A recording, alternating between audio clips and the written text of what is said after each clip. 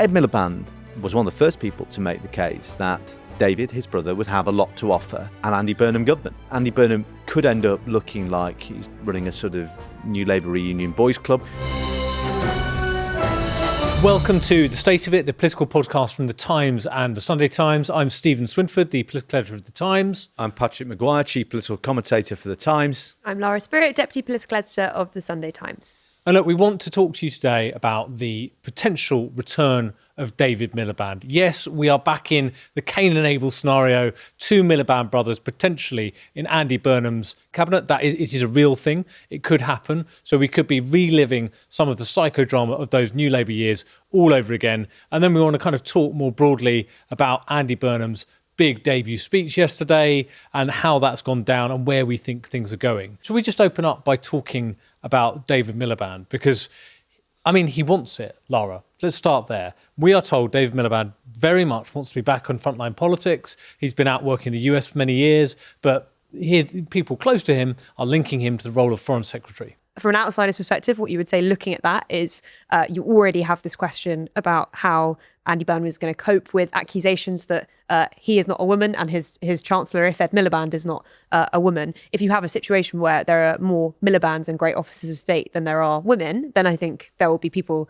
particularly in the Parliamentary Labour Party, women in the Parliamentary Labour Party, who are very concerned about that state of affairs. If, however, you don't have Ed Miliband in the Chancellorship role, if that does, in some world, they persuade, say, Shabana Mahmood to be able to do that job. That's looking increasingly unlikely, but say they are able to do that. And Ed Miliband is in a more junior position than David Miliband. And we know, in history, we know the two have not necessarily had the easiest of relationships. I think that presents its own potential difficulties. Speaking to people this morning, I think one of the things that people float is David Miliband's experience in development. I mean, could he have a kind of high-profile role in that particular space? At the moment, there is a cabinet minister, Baroness Chapman, who is the development minister. I think look back to that cut that they did to the foreign aid budget to fund defence. You remember at the time, the Parliamentary Labour Party, the soft left of the Parliamentary Labour Party were incensed about that and felt very let down. They then mobilised and they managed to make sure that a further cut to foreign aid was ruled out to fund the Defence Investment Plan. So this is a very mobile and active part of the Parliamentary Labour Party, and one that David Miliband is in very close contact with, he knows many of these people. Of course, you've spoken about his background in this. There's a question, I think, about how Andy Burnham approaches the development budget. Not necessarily would he boost the budget, but is there something that they would want to do that's perhaps more bold in this space? So I'm not saying he's not going to be Foreign Secretary, but I'm just saying there are some that are questioning some other possible roles that he might have. Something worth reflecting on here, though, what we've all referred to is the history of David Miliband. The fratricide. The fratricide, whatever you want to call it, right? The David-Ed relationship, what happened in 2010, and the rift that caused in their relationship. Anyone who knows both of them will say those years were difficult, as you'd expect.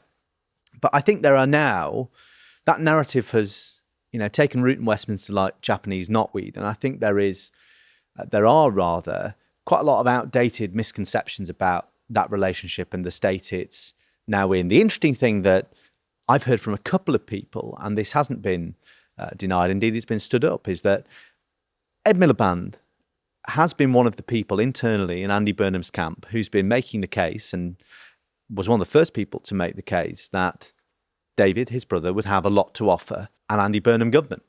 And that's not a question of, make my brother X or make my brother Y, but it tells you something quite important about where that relationship is, that Ed Miliband is, by all accounts, entirely relaxed and indeed encouraging, the return of his brother to Westminster.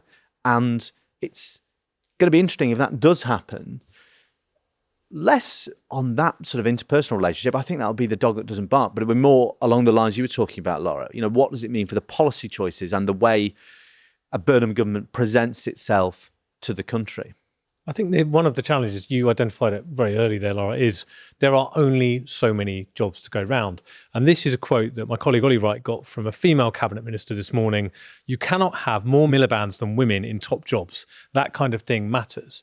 And that is the point here. If you had David Miliband and Ed Miliband in the same, in one as Chancellor and one as Foreign Secretary, then that is a kind of disproportionate balance towards men that are called Miliband. And that presents a quite significant challenge for Andy Burnham. There are only so many jobs to go around. Yeah, I mean, I spoke to a female cabinet minister last week who also said there'd been quite significant unease about this women question in recent weeks. I think in part because, originally there'd been a hope among some that there would be a woman who challenged in any leadership contest. Obviously, nobody is arguing with the political logic at the moment that has basically forced Andy Burnham towards the forefront of this in a way that means that it would be pretty insane for anybody now to challenge him. And this particular cabinet minister was saying to me, it's not just this kind of wider question of women. It's also the fact that we saw that briefing in The Spectator suggesting that Andy Burnham was a female prime minister because he cared about female issues rather than, I think it was bombs and budgets, yeah. which are, of course, exclusively the purview of men, as we well know. But also, they felt actually the treatment by number 10 of Shabana Mahmood, the Home Secretary last week, which in their view was laced with a kind of a level, I don't think they definitely didn't use the word misogyny, but they just felt that there was perhaps a level of disrespect in the way that she was slapped down essentially by number 10, all coalescing into a view that actually at the moment the Labour Party is perhaps not in the strongest possible position it can be with regards to its quote unquote women problem. I mean, I was in Poland with Yvette Cooper, of course, the Foreign Secretary last week, and I asked her, about that briefing to The Spectator. And she was quite clear of course, she would want to see a female leader of the Labour Party one day, but that Andy is the right person for now. And I think broadly that is where the Parliamentary Labour Party is, right? And that does mean that it's slightly less difficult for them. But when it comes to the second question, which is, of course, staffing the government itself rather than the person that is at the very helm of it, I think they will come into some problems because, as you say, if you have David, Ed and Andy at the very top of this government, that is just going to be difficult optics. I'm sorry, it is. There's no way in which that isn't complicated for them. Even if you have, Shabana Mahmood, by all accounts, an extremely strong and formidable holder of a great office of state, you still will have three men in those positions. And James Pennell running number 10 as well, another of their contemporaries. You can see already, and you're getting faint rumblings of this. Laura Kirk-Smith, who's the MP for, I think, Aylesbury in Buckinghamshire, made this point last week, and lots of other MPs do it privately, is Andy Burnham could end up looking like he's running a sort of New Labour reunion boys club, or on the other hand, he could end up looking like a very regional politician, and it's Lou and it's Annalise Midgley running the show, and I'm an MP in 2024 gain in the home counties.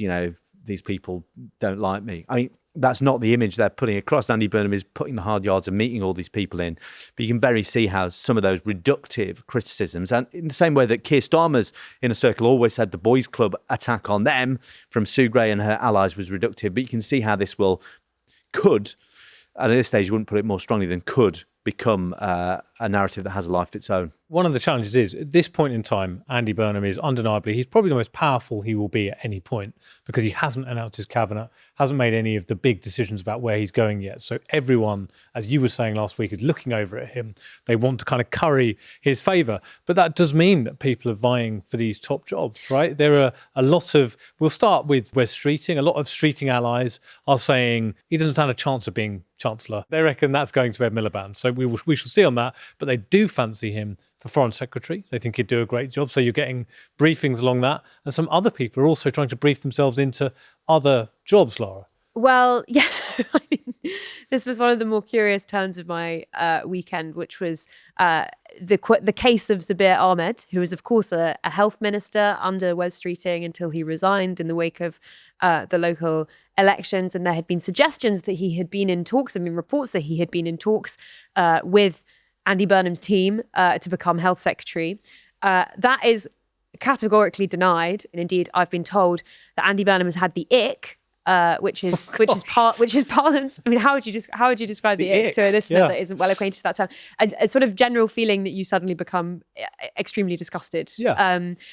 Andy Burnham has the ick with people basically trying to brief themselves into jobs in their view, and that essentially they feel that this has come out of nowhere. So, someone said to me, like, this isn't, this is going to sound, all a bit ridiculous because, of course, we know that Andy Burnham has spent a lot of time in Westminster and he's not alien to what happens in Westminster. But they do think he is genuinely bemused by watching people advertise themselves publicly and in the papers for particular positions for which they think that they're not under consideration at all. And so it has been extremely hard recently standing up any question of who might be in particular positions in a future Andy Burnham cabinet.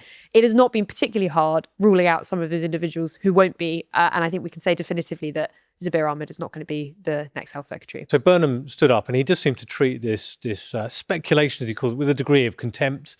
Lucy Powell, the Labour deputy leader, was calling it tittle-tattle over the weekend.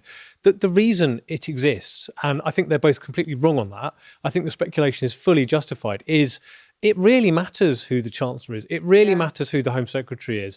And we are in an effective vacuum at the moment because he is trying to construct a government in the space of now 3 weeks to go. But, obviously it matters if Ed Miliband's going to be. And it matters to these individuals as well. Like, we are getting a lot of calls from allies of Ed Miliband promoting him, from, as we said, allies of Wes Streeting promoting him for the role of Foreign Secretary. This is real. We have to report it. And the reason it is happening is because Andy Burnham has chosen to do this process the other way around, kind of horse before cart. So he is announcing his strategy, his vision and his plans first. And then in the final week, we think, so week 3, he's going to announce his chance. So retrofit the key people to, he's got a series of speeches on different areas coming up to his agenda. And when he decides who's best to fit them. But obviously that creates a power vacuum and a lot of speculation.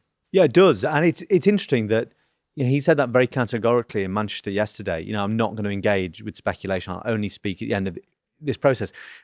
Having dinner with a source close to a cabinet minister last night, we were kicking this idea around, should he announce his cabinet now? And even someone who is anxiously waiting to see what their fate is said, well, it makes complete sense because he's the point of maximum leverage over absolutely everyone, including people who a fortnight ago, a month ago, said Andy Burnham was a joke, a clown, a flip-flopper, a complete charlatan, right? All of these people are now on bended knee, tugging their forelock, saying, oh, Andy, I've always loved Everton and the music of the Smiths. Andy, please pay attention to me. I agree with everything you say.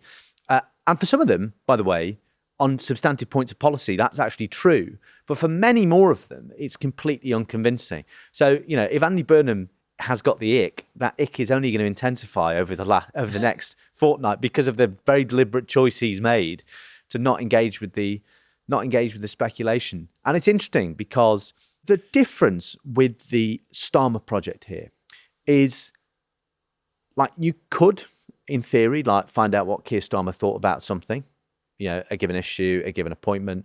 But there was always the sense that, does he think anything? Maybe think something, but what he thinks will be different to what Morgan thinks or what Rachel thinks or what insert 16 other people here think. Here, you get a real sense that actually Andy Burnham is the principal, right? Yes, people are bringing influence to bear on him, but a large part of the reason we don't know Andy Burnham's Chancellor is because the only person that knows for certain who Andy Burnham wants to be Chancellor is Andy Burnham. There's another cabinet source saying to me yesterday, we've tried a non-politician who was influenced by very political people, but now we've got a proper professional politician pretending not to be a professional politician in charge and knows the game, right? He's been here before. He's seen this from every angle. And it's quite confounding for people like us because it's refusing to play the game that so sustains and invigorates us. That will change soon. He will be in government. He's going to have to engage, and there will be a whole cabinet beneath him. So there will be a degree of politics. Look, we should, when we come back from the interval, we're headed to the interval now. When we come back, we should talk about his debut speech and what that signals about where we're all headed and this massive devolution agenda he's got. Welcome back to The State of It, the politics podcast from The Times and The Sunday Times. And look, we just wanted to talk about Andy Burnham's debut speech because it is a moment. It is the first time he's kind of exposed himself to the voters more broadly. They're making their mind up about him. As a starter for 10, one thing that is obviously very clearly different to Starmer is there is some swagger there. The guy can communicate. He knows what he is and what he's about. That's the tone is very different to Starmer. Well, that's the difference with Keir Starmer, isn't it, Steve? The thing is, with an Andy Burnham speech, the thing that struck me, and you always got this with Keir Starmer speeches, didn't you? The language was dynamic. He said, I am going to do this. Whereas Keir Starmer would point at problems and describe them And that's the problem with a Keir Starmer speech, isn't it, Steve? I'm sure Andy Burnham isn't listening to this podcast, but can I just say that's a mark of Wool's solidarity? I'm trying to reclaim the Andy Burnham impression from people who make him out to be a member of the Beatles. That is not how Wolves speak. And I think it's really important we have Wool representation in the media.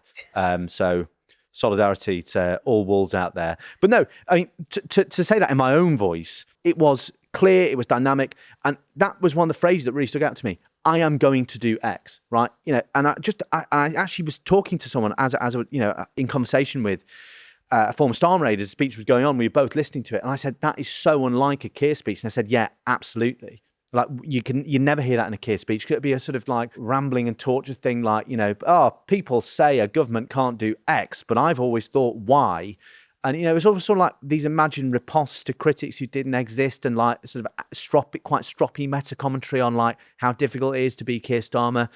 Whereas with Burnham, it was like a very clear political argument, picked his enemies, and rhetorically and presentationally very strong. Now, obviously, the flip side of all of that is people are saying, where's the beef? Like, where's the policy detail? But actually, there was just a clear through line of argument from Andy Burnham. And for various reasons, some of them political, some of them presentational, you never really got that sense of consistency from Keir Starmer, who, you know, is less of a natural and experienced political orator, I think is the fairest way to put it, in comparison to Andy Burnham. Well, let's talk about the substance, Lara, because we have been here before. We've seen Boris Johnson come into office with a pledge to level up the country. He took a bit of the Treasury, moved it to Darlington. There is trying to talk about devolution in a way that grabs voters is actually a very hard thing, because it is an abstract concept. And that's what he's trying to do here. So what did you make of the substance of what he was saying? I mean, there is clearly a distinction between devolution, where you're actually shifting power, and some of the kinds of things that Burnham is talking about separately, which is you're splitting number 10 and you're moving some of it to a different place, or you're splitting the Treasury and you're moving some of it to a different place. That's just moving central government to a different location. That's not actually moving power fully somewhere else. And that, I think, is a key distinction that people around Burnham are very sensitive to, which is why I think they'll be keen to go as far as they possibly can on this. I mean, I was rereading some of the Levelling Up white paper that was published under Boris Johnson, in which they do make the case that in the examples they give, for example, in Germany, post-war Germany, the amount of money that was spent in order to do this was completely extraordinary. I mean, like really, really extraordinary. And I think that is something that they are going to be grappling with over the coming weeks and months, is the extent to which they're honest with people about those trade-offs, and just the extent to which under the existing fiscal framework, Burnham is actually able to do as much of what he wants to do and see it genuinely have effect. I mean, all roads lead to tax rises, right? If you look at the scale of that programme, reindustrialisation, the biggest council house building programme since the post-war period, it all needs money, and there is no money. So if you're sticking to the fiscal rules, then that does leave you in a place where you're going to have to raise taxes. And we know where he is on taxes on wealth, things like capital gains tax, huge questions as to whether they would raise that money. But there was a really interesting intervention this morning from Jim O'Neill, who is a former Goldman Sachs banker and former Treasury Minister, who is going to be an economic advisor. And he was basically saying, don't raise taxes. Business have been taxed too much. The solution is not to raise taxes. The reason that we're talking about this aspect of it is because this devolution program he's announced, this rewiring of the state, that is a long-term program. He was talking about 10 years.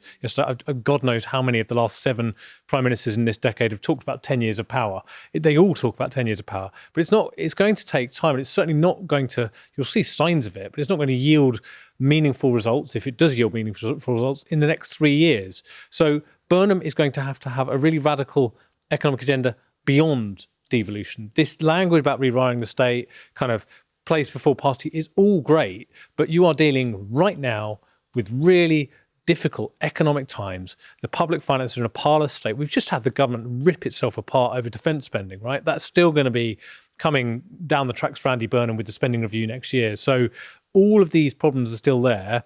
And I don't think at this stage, devolution is the answer to those problems. It might be in 10 years' time. It might be in 5 years' time. But certainly by the time of the next general election, that's one of the challenges here. I mean, on the devolution stuff, I sort of, with a couple of hours distance yesterday, by the time I was on the train back at sort of 3:00 from Manchester, it occurred to me that only one thing really stood out to me, and that was number 10 North. And I was speaking to people, I said, Am I right in thinking actually what you've pulled off here is probably the most clever and effective and sort of deceptive bit of political branding in history? Right, we think number 10 North, and you have an image of Andy Burnham hiring a co-working space on a Friday so he can get an early train back up on Thursday, and then there's beers in the office, and everyone's hot desking, and no one's really doing any work, and it's all cosmetic. But if you listen to what he was saying about everything running through the Prime Minister's office, he set out the mandate for number 10 North, which was regeneration of the regions. It was reindustrialisation, and it was reform of utilities to take them into public control.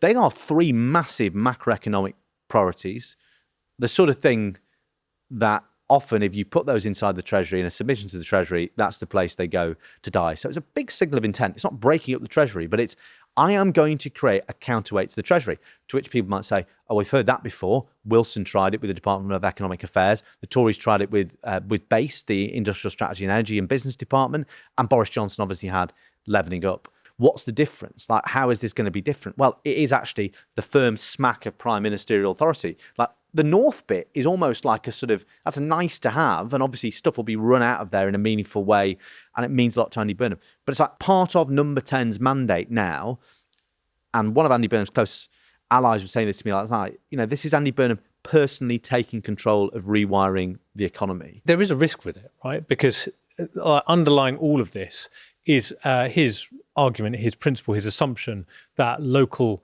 government is best. The closer government is to the people, mayors, councils, they will make the best decisions. But that is not necessarily always going to be true. The country is not blessed with incredible public servants everywhere, just as Whitehall isn't.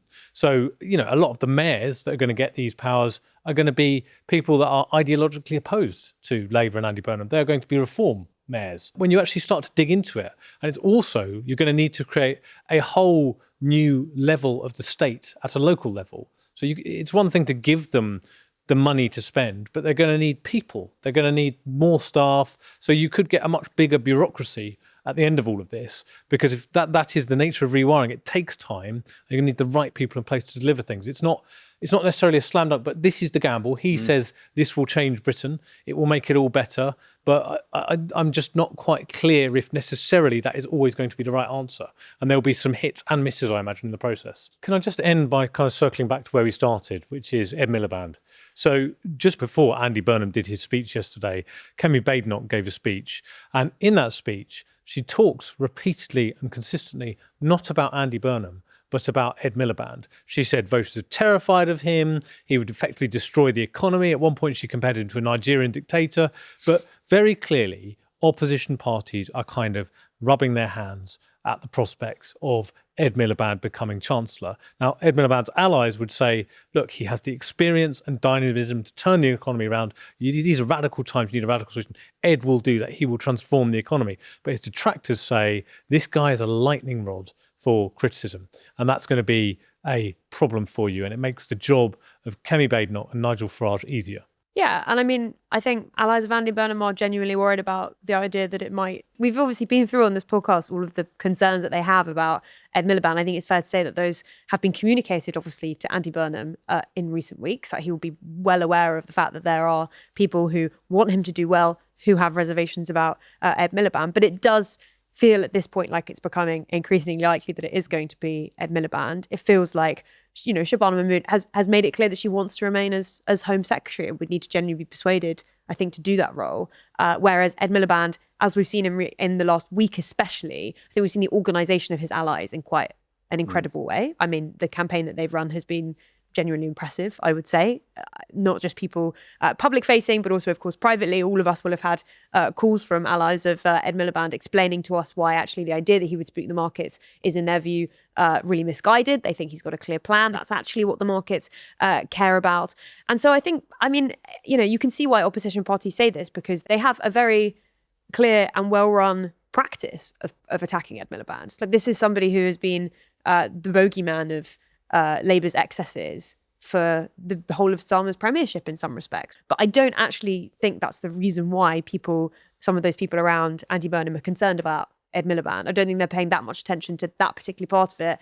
I think they're just quite concerned about the fact that they think that Ed Miliband would be a really very powerful chancellor, so, would be capable perhaps of causing Andy Burnham grief if indeed there was a divergence between them. And I think what Patrick said about prime ministerial power is actually really telling in this respect. Like, it's very interesting that there have been these big plans and there are some people around Burnham who've been publicly advocating for a more powerful number 10 and some power being stripped away from the Treasury. I think if you have Ed Miliband and Chancellor, it'd be really interesting to see how those debates play out, because clearly, I'm not saying that's the reason why anybody thinks this. It's definitely not. And these views definitely predate any sense of Ed Miliband being Chancellor. But that scepticism of an all-powerful Treasury, I think, will be quite an interesting thing to watch if indeed Ed Miliband is in that job.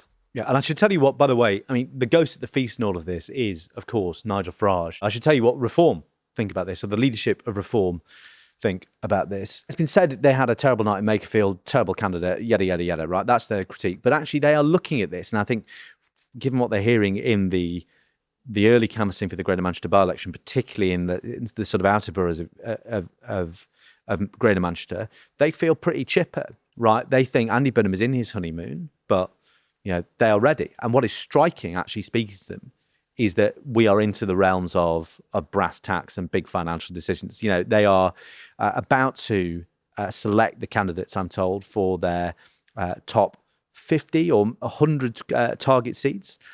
Lots of them in Burnham country, in the northwest, in the northeast, also in Essex, Lincolnshire, Kent, Yorkshire, the East Midlands.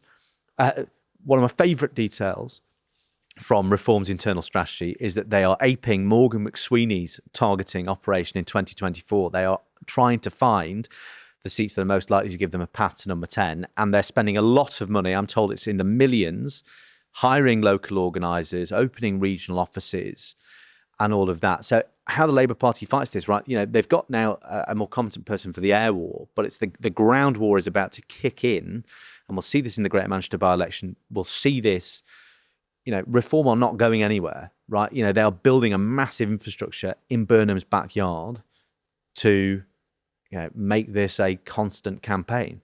And that is something the Labour Party is going to have to adjust to. Maybe we're back in the world where, we're in bloc politics and they're both going to max out the turnout on the right and the turnout on the broad left. But it's something Andy Burnham is going to need a response to, because Reform, from what I am hearing, are not messing around. They want candidates in all of their top target seats. Lots of them will be in Andy Burnham country by the end of the summer. And Farage's view has always been, there'll probably be an earlier election than a later one. We should just say that obviously there is still this unresolved issue over the £5 million gift from this Reform donor. A British Thai national called Christopher Harborne gave £5 million, no strings attached, unconditional money.